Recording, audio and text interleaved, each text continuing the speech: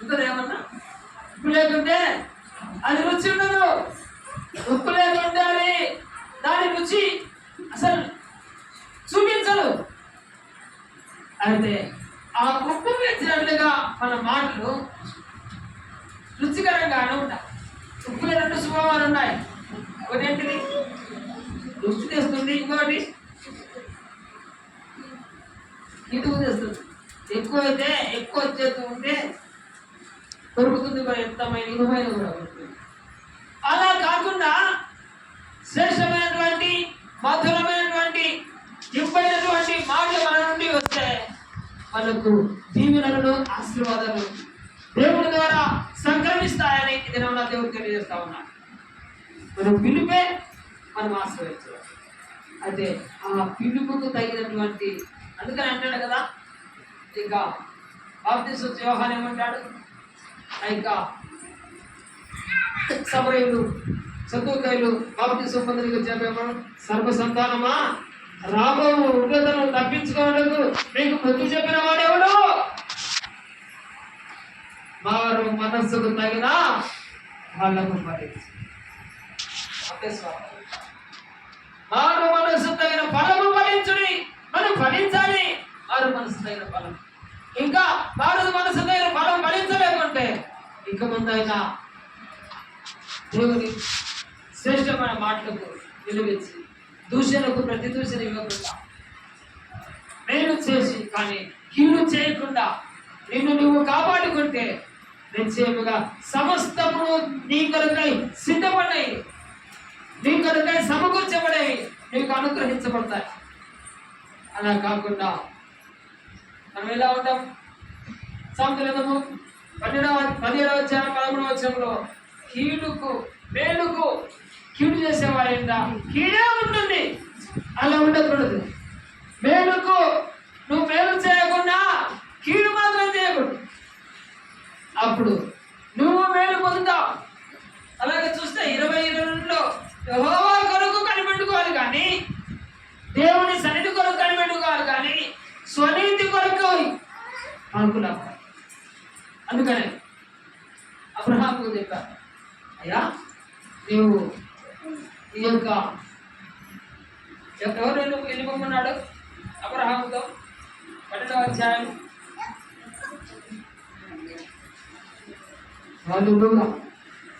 గమనించండి.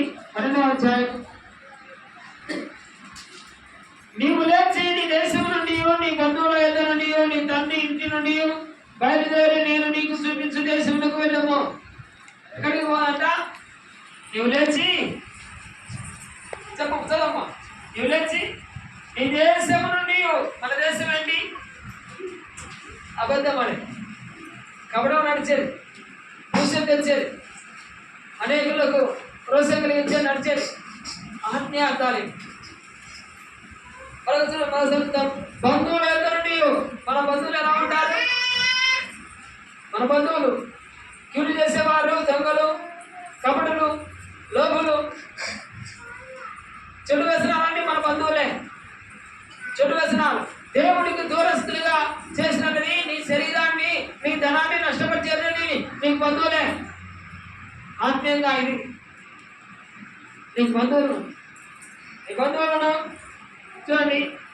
నీ తండ్రి ఇంటి నుండి, తండ్రి ఎవరు మనకు? తండ్రి ఎవరు? ఒకప్పుడు తండ్రి ఎవరు మనకు? ఎప్పుడైతే నువ్వు పాపము చేస్తున్నావో పాపమునకు జనకుడు అపవాది. అపవాది కుమారుడు నువ్వు, అపవాది కుమారుడు అంటే ఆ అపవాది అయిన తండ్రి నుంచి బయటికి రావాలి. అపవాది ఏం చేస్తాడు?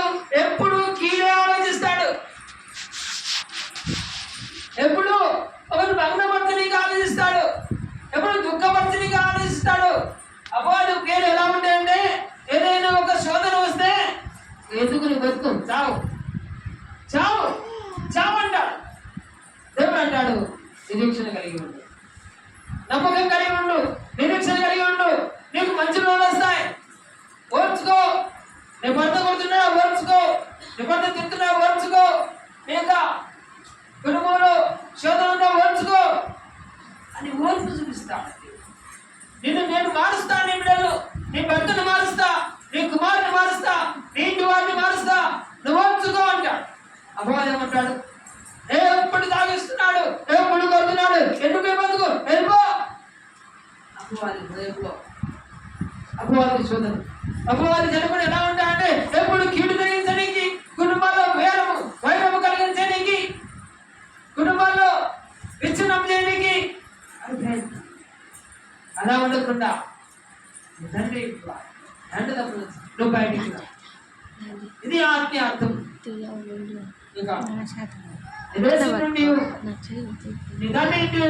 బయలుదేరు, నేను మీకు చూపించు దేశమునకు వెళ్ళము. ఎవరంటున్నారు? నేను మీకు చూపించిన ఏ దేశం అని చెప్పాడా? అలాంటి దేశం చెప్పలే. అదే మనకు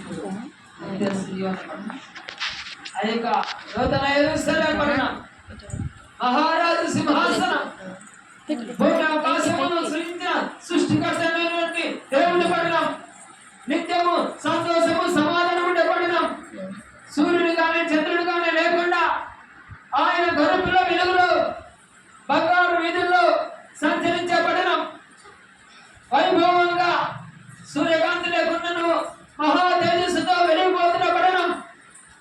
ఆ పట్టణానికి వస్తుంది.